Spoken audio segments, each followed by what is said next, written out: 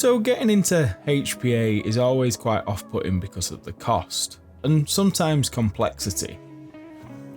I think I've found one of the cheapest and easiest engines to work on, which is why we're doing this video. It's been a pleasure to work with, so I thought I'd take you through the steps that I do when I'm working on our airsoft toys at work. Now, hop units.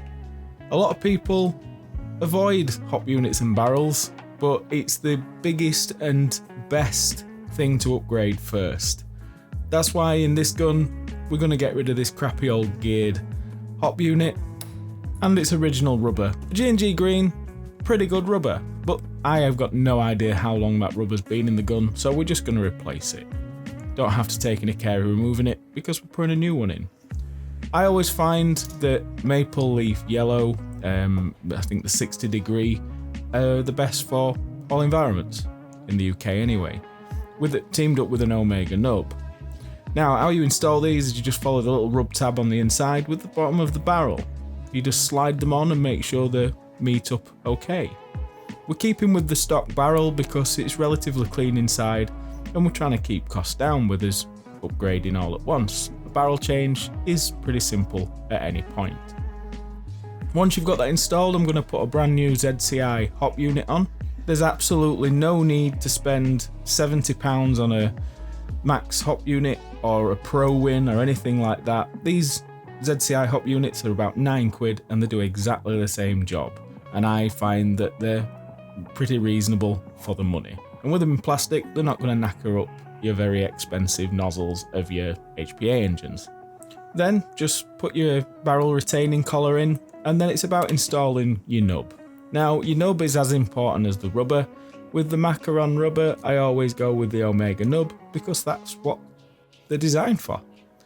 The easiest way to apply these, I find, is put a tiny bit of grease on the hop arm, and that way it actually sticks to the grease, so when you're holding it upside down it's not falling out all the time. And you know that it's going in the right place, rather than if you drop it just in the hop unit and then put the arm on it, you might not get it right first time. This way it just slips in easy and you can double check that everything's working fine. And all you're looking for when you look down the back of the barrel is to make sure that the nub is pressing down on the hop rubber evenly in the middle. You can rotate the barrel slightly left and right to get it more central if the clip's not sufficient enough on the barrel, but you shouldn't have to do this. If it's central and it works when you turn it all the way on and off, it's good. Now, stripping down your AEG body is something that you shouldn't be afraid of. If you do it in this order, I find you won't have any problems. Remove your floral pin. It's best to use like some push pins and a hammer, because sometimes they can be quite stuck in there quite strong, and don't be afraid to give them a whack if you need to. Just make sure that you're knocking them out the right way and you shouldn't have any issues. Make sure you remove your mag release, spring and mag retention pin, and your body pins. Again, body pins can be quite stubborn depending on how often the gun's been opened up or not. And again, don't be afraid. Just give them a decent whack if you need to.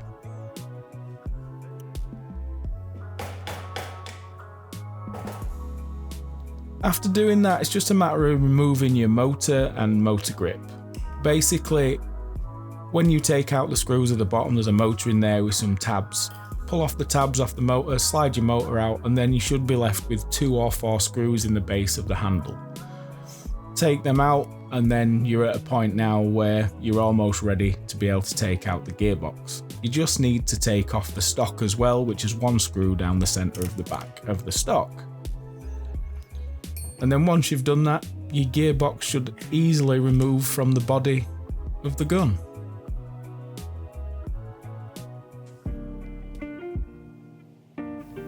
Now, what I like about these Mancraft engines is 1, the cost, 2, the fact that it comes in a gearbox. This means that your standard AEG can keep that gearbox. So if you upgrade to a different gun, or you find an awesome boneyard deal that you like the aesthetics of, you can drop this in and then have a backup AEG still. You don't have to destroy anything. And even in the gearbox, they're still nearly £100 cheaper than its competitors. Now, it's not just them points that I've put forward that sell this engine to me, what also sell it is the simplicity of it. The fact that the trigger doesn't need a spring. The fact that the nozzle is completely adjustable inside. Other engines on the market, you have to buy a specific nozzle for your gun and hope that somebody's actually found the right nozzle for your gun, or that nozzle's in stock. The fact that you can just adjust the nozzle with turning a couple of bolts and then check on the inside of your hop unit to make sure you're able to feed. As you can see here, it's sticking out too much, so all you've got to do is back off the nozzle, reinsert it, and then see that there's space for your BB to drop in there freely. So simple, and it just means that even if you want to put a V2 or a V3 engine in a gun that's a bit weird, you know you've got that nozzle adjustment to be able to make sure that every shot feeds and your front of the nozzle is meeting the point of the hot rubber that it needs to. Once you've done that, just install a trigger, drop one in. You can apply a spring if you want, but when this is under pressure from your tank, the trigger feels fine. I just like how simple and quick they are to work with, and the quality of the whole unit is great. The one thing that's also included in the box is the stock bolt. You don't actually have to screw this into the back of the gearbox or the engine like you would on an AEG. You can just put the bolt on the back and then that's it.